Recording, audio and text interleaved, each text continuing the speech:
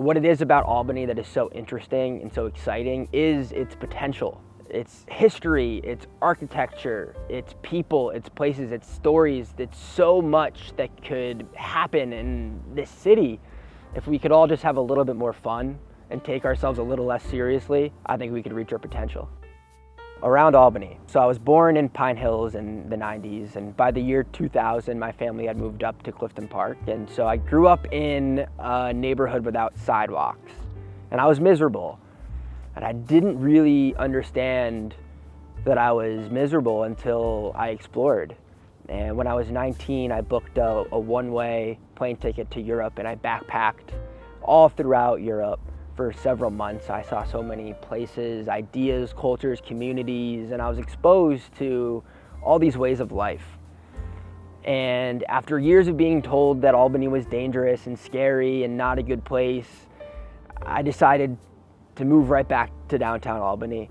And so I moved to downtown Albany in 2020, in the summer of 2020, and I just had this completely new perspective on the city.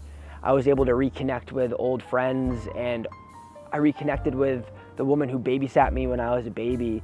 And I went to all these places that I remember, and I saw the beauty and the potential in this city. And so I started taking pictures, and I started talking to people, and I started sharing it.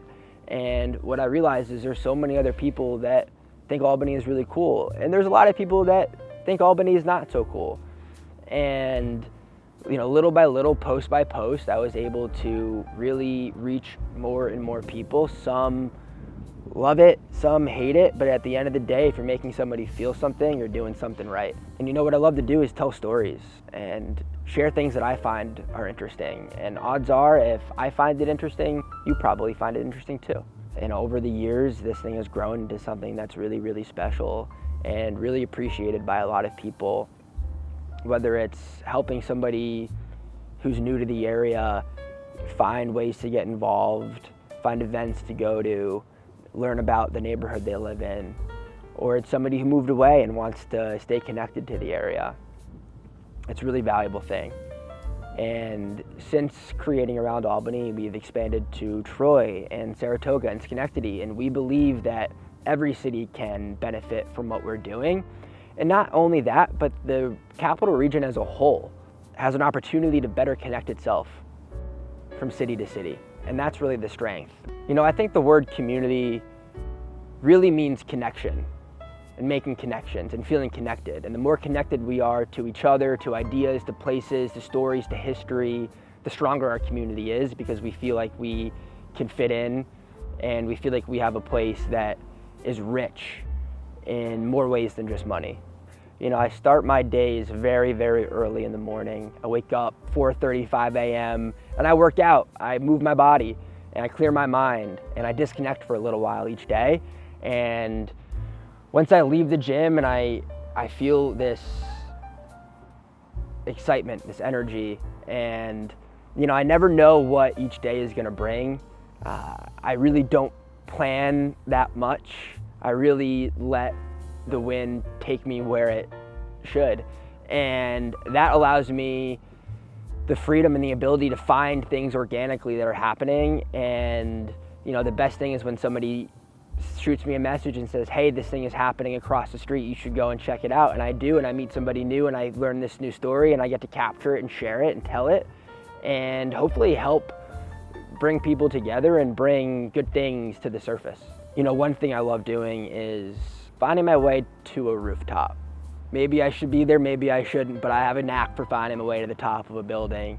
And there are so many unique perspectives and views that you can get of Albany from a rooftop. So I'm not encouraging it, but if you have the chance to get up high and take a look over the city, I would definitely encourage you to do that. I believe that you need to be the change that you want to see in your community. And you can vote in every election and you can protest everything, but at the end of the day, it's up to you to make a difference, and it's up to you to go out and say hello to your neighbor, say hello to the person you're passing on the street, go and say hello to a shop owner, spend your money at this local business. Those little things go a long, long way, and just showing up and being engaged in your community makes all the difference. When you're creating and you're putting it out into the world and there's all these people seeing your creation and experiencing your creation, it can be a lot of pressure sometimes to put the best out into the world and be the sharpest you could possibly be and do it for your city. And at the end of the day, once you start doing and creating for yourself and putting things out into the world that you want to consume, that you think is cool, then it's easy. You know, I think positivity is so important, and there's so many places that you can find negativity. And to be able to help people connect with the most positive things that are happening in their community is what builds a vibrant community.